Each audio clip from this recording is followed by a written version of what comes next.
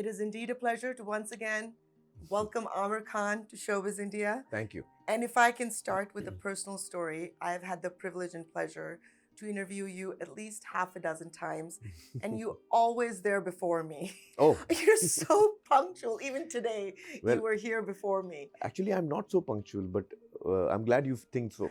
Tell me about this film, Lost Ladies. How are you feeling right now? Well, I'm feeling good. I think the film has received a lot of love and it's connected very deeply with the audiences. So I'm really happy about that. And it's great that it's selected as India's entry to the Oscars. So, yeah, I'm really happy.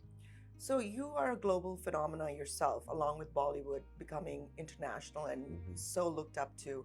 How important is that responsibility for you to shape the identity of India to the international audience?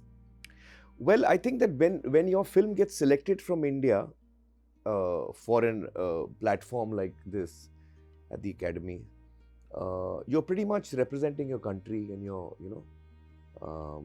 representing you're in that sense an ambassador for your country. So it's certainly something I don't take lightly. What about you personally? You've done a lot of other social work such as Satyamev Jayate. How do you think that's shaping your legacy beyond filmmaking? Oh, I haven't thought of that, to be honest. I just do things that I feel like doing, and when the concept of that show came my way, I thought I should. It was something I felt like doing, so that's why I did that. Yeah. Any personal memories? Oh, tons. It was a huge learning experience for me. Meeting so many people from across the country, different languages. In those 4 years that I did Satyamev Jayate, 5 years,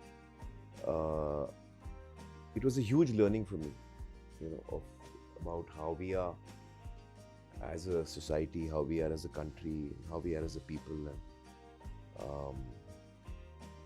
it was a huge learning, and it was also very.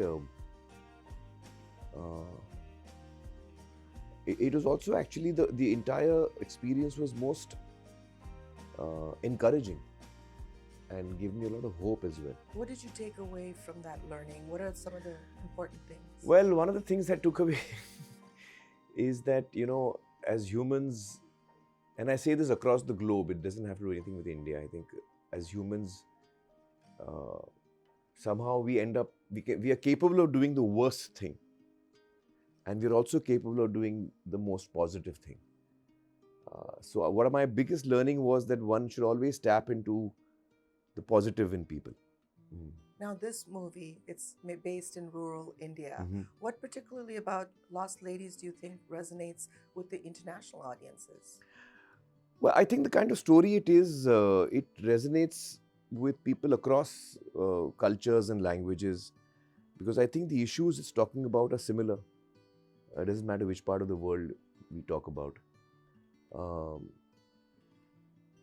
Women's agency, their independence, their right to decide for themselves what they want to do, how they want to live their lives. And these are important themes that are discussed in the film, that are touched upon in the film. So I think that's something that connects everywhere. And along with that, male allyship, which is also shown in the film, which I think is an important aspect for us to also, ally with women on issues that are troubling them or things that are unfair, which need to be corrected, perhaps. And speaking of yourself, you're an ally to Kiran. You've been a lot, in many ways, wind beneath her wings. Why did you think she was the right person to direct this film? Because of her honesty as a director. I've worked with her in Dhobi Ghat, and I've seen how she approaches her characters, how she approaches each scene, the honesty with which she makes a film, the honesty with which she takes every decision on set, is why I felt she's the right director for this, because the material is very dramatic. The start of the film is about a guy comes home after getting married, and the woman he brings home is somebody else, Imagine. because of the whale. And so that's a very dramatic start, And he realizes that he's lost his wife. He doesn't know where she is. And because it was a long journey and he doesn't know where this switch happened. So the setup is, the plot is very dramatic, and I felt that the director who's directing this film needs to be nuanced and needs to be very real and needs to be very honest in telling the story. And I felt that that would actually enhance the drama. So which is why I felt Kiran is the right person to direct this. What is your personal favorite part of the film? Oh, I don't know. There are so many scenes and moments in the film that are so amazing. I think maybe one of the scenes that I find really nice and which we don't get to see often in our films is the scene between the ladies, you know, when they are speaking together at night and they're discussing different things, you know, one about being friends as women, the other about Deepak's mother realizes that, you know, she doesn't know what her favorite dish is because she's forgotten. She only cooks for men in the house. You know, these small things like that. I found that scene, you know, very nice. Yeah. Now, you've had a career over 3 decades. Of Yeah. course, you've seen a lot of changes, and for the most recent on the online platforms. Sure. Where do you think our industry is heading that way? Well, it's not just our industry. I think it's all of us. We are changing as people, I feel. I think we are very different from what we were 10 or 15 years ago. And I think the big change that has happened in our lives is the smartphone. I think it has altered our lives dramatically. It has altered our ability to focus on things. It has altered how we spend our time. So I think that is a big change. As far as cinema is concerned, it's a big change because earlier, when somebody was watching your film, you had a captive audience. And the audience was only listening to you and your story, whether it was in a cinema hall or at home.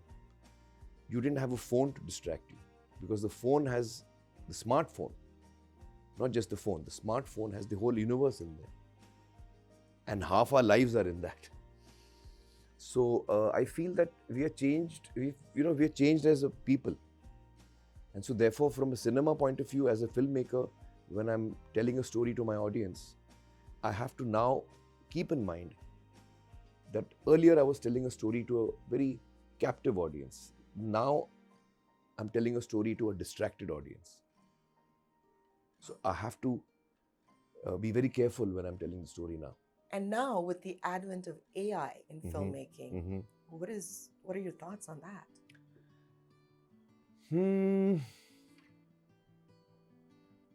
Well, I think technology can be used any way that you want to. So there can be positive use of technology, negative use of technology. So I'm hoping, though, based on what some experts have to say, it may not be such a good future. But let's see. I think these are all predictions. None of us really know what's going to happen. And humans are quite adaptable at the end of the day. You still have long ways to go. But how important is it for you to leave a legacy for your family, for your children, the younger generation? And what kind of legacy would you like to leave? I've never thought about that. I've just lived life the way I've, felt I should. And I've never thought about leaving behind a legacy. That's not how I've lived my life. But you are a legend. And your children are going to look up to you. So what would you want? Well, I hope they do. I don't know about other people, but I'm hoping my children look up to me. No, I'm joking. They love me, and I'm very close to all my kids. But in the film world, they often don't want my advice. Yeah, which is good, I think, because they are carving their own paths, and that's how it should be. What would you like to say to young aspirants, filmmakers, actors, the key to success is?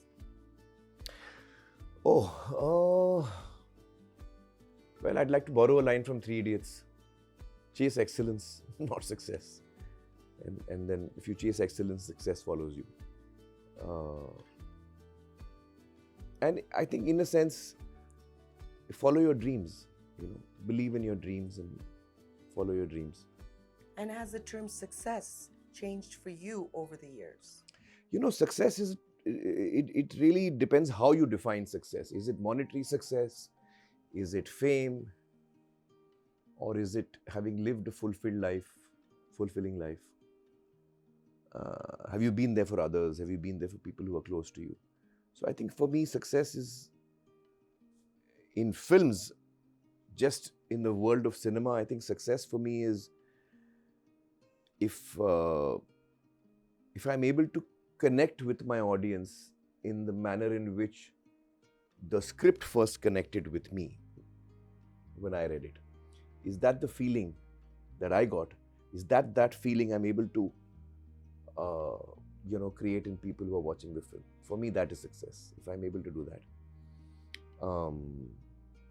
And otherwise, outside of cinema, in life, I think for me, success is having great relationships and having people around you who you care for and who care for you.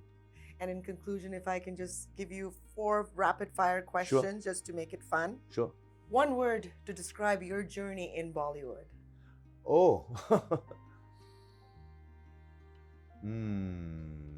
A learning experience. Yeah. A role you wish you could play again. Again. Oh. You know, most of them, because when I look at my previous work, I don't like it very much. So I wouldn't mind getting to do all of them again. What movie can you watch on repeat? 3 Idiots.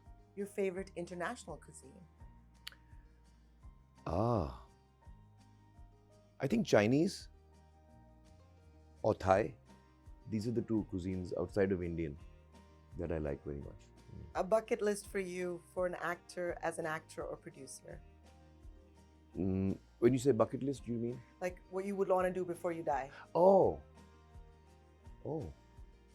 Well, I wish I can make the Mahabharata the way I've always imagined it should be made. Fantastic. Thank you so much. Thank you.